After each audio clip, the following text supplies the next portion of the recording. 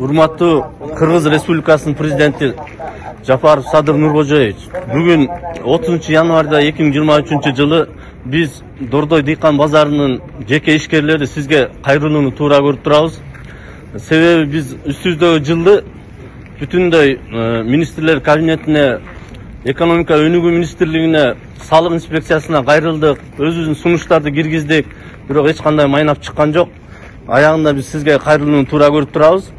Сиздин 2021 жылдын 2 декабрында жарлыгыңыз салык жана бажы чогултуудагы климатты жеңилдетүү болчу.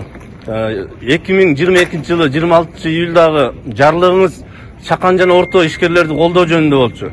Тилекке каршы бул сиздин жарлыгыңыз биз жеке ишкерлерге жеңилдетүүнү алып келген жок.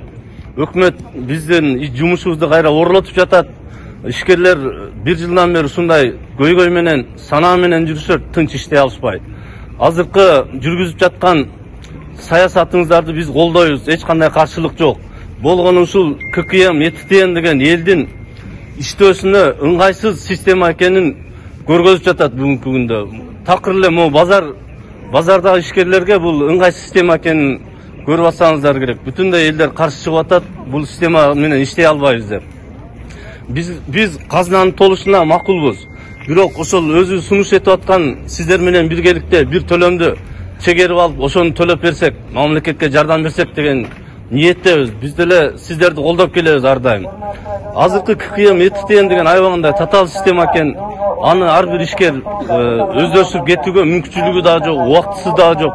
Бул аябагандай чоң каржылык жактан да, убакыт жактан да бизге тоскоолдук жаратып жатат. Биз ушунча жыл иштеп, сырттан келген товарды фирмалар алып келип, растаможка кылгандан кийин биз ошолордон оптом өзүбүздүн акчабызга сатып алабыз дүгүнөн. Анан ошол товарларды кайра Кыргызстандын жер-жердеги дүкөндөргө сатып соода кылып келебиз. Өзүбүздүн болор-болбос тыйынды кошуп. Биз ушу логистикалык гана системаны кылабыз. Товар өндүрбөйбүз, же сырттан товар ташыбайбыз. Биз болгон ошол кирген товарды эле Кыргызстандын аймактарына жеткизүүдө, азык-түлүк коопсуздугун таркатууда биз мамлекетке кайра жардам көргөзүп келебиз. Биздин көйгөй ушул нерсе болуп атат. Сиз убакыт бөлүп биздин базарга келип, эл менен жолугушууңузду суранабыз. Ушул көйгөйдү чечип беришиңизди суранабыз. Министрлер кабинетинен бизге эч кандай жыйынтык болгон жок.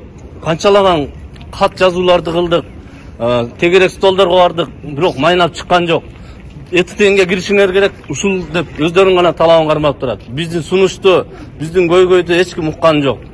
Ошон үчүн бүгүн биз ушундай кайрылууну сунуштап жатабыз. Сизден чоң үмүтүбүз бар, ушул көйгөйдү чечип берет деген. Сиз башында бийлик келгенде баарыбыз кубанганбыз, жаркын жашоо өнүгүү болот деп колдогонбуз. Бизде дагы деле үмүтүбүз бар, ушу ишкерлердин көйгөйүн чечип берсеңиз. Ошо Дордой дыйкан базарынын ишкери Ажиматов Алмаш, мен ушу ЭТТН боюнча президентибиз Садыр Нуркожоевичке кайрылат элем. Биздин ушу ЭТТН проблемабыз такыр чечилбей койду. Декабрда да кат жолдогонбуз президентке лично өзүнө, экономика министрлерине, жогорку кеңеш бүт жака обращение кылдык, бирок биздин сөз ушул единственный президентибизге сизге жетпей атат да. Анан ушул биздин ЭТТН боюнча немебизди карап койсоңуздар ишибизди. Мен айткым келип, ушу элдер самовыживание өзүн өзү эптеп багып атса, бизге ЭТТНди кошуп койду. Биз ЭТТН менен иштегенге бизде эч кандай шарттар жок.